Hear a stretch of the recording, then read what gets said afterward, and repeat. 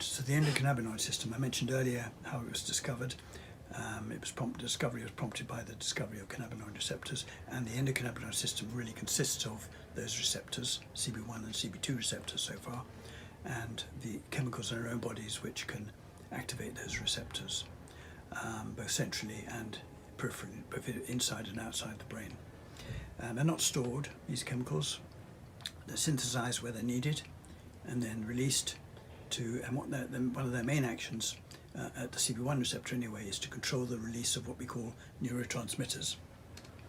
Do I need to explain what they are? Please do, yes. Neurotransmitters are chemicals which are released by nerves in the brain and outside the brain, and these chemicals then act on other nerves to allow a signal from one nerve to pass to another nerve.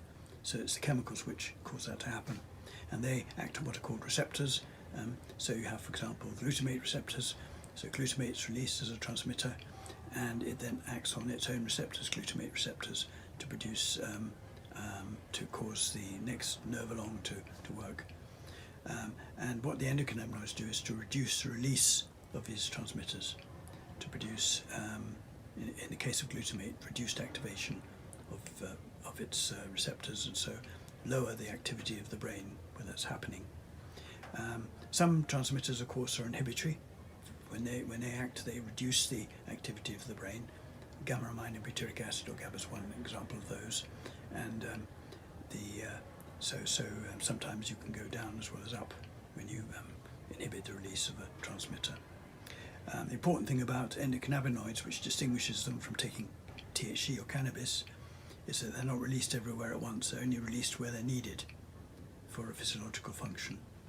And so they're not released everywhere. So that's the big difference. So if you take THC, you are mimicking the effects of endocannabinoids, but also producing additional effects which the endocannabinoids may not be producing at that time. So it's they're more selective, if you like. So it's a more selective system than cannabis. Taking cannabis is a more selective situation than taking cannabis.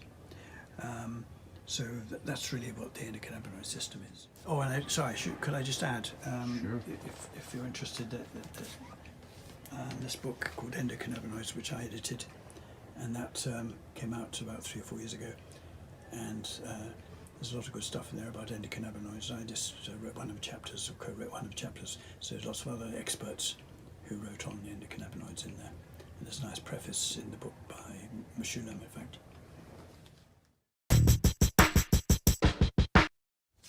Okay, so the endocannabinoid system, you can divide the purposes into 2 main purposes. One is what I call autoprotective, and the other one is auto-impairing.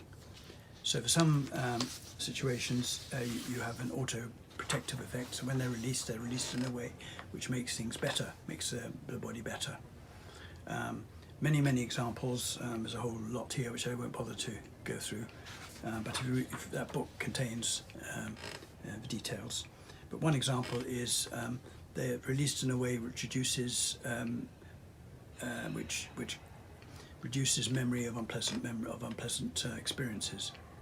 So they're released in a part of the brain called the amygdala to reduce. So you hasten forgetting of unpleasant memories. So you don't have nightmares all the time. You may, I don't know if you've ever experienced this, but if you wake up in the morning after having had a dream, particularly a very intense dream, the memory of that dream can fade very quickly, and that's the endocannabinoids being released in the brain which do that. Wow. So that's one example. They also reduce pain, or can reduce pain, and also can make you feel a bit happier. For example, if you do exercise, they're released. And they're released in a way which reduces any pain you might get from your muscles, and also boosts your mood because the exercise makes you happier. And actually I heard on the radio recently a friend of mine from down south who was saying that she had some evidence that endocannabinoids are released by choir singers, particularly women. It was a women's choir, and when they were singing and they were feeling happy, it made them feel happy just singing. Although I suppose there's some exercise involved with singing as well, but and the hypothesis is that maybe singing in a choir can make you happier because you're releasing endocannabinoids. Sounds great. Yeah, but there are many other things like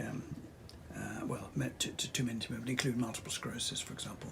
They seem to have a protective role there probably as well.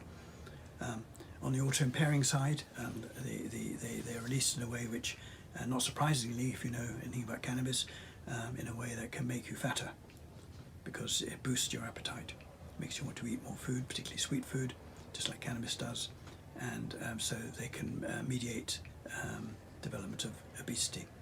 So that's one bad effect, and they have one or two others, but again, I've got a whole list here.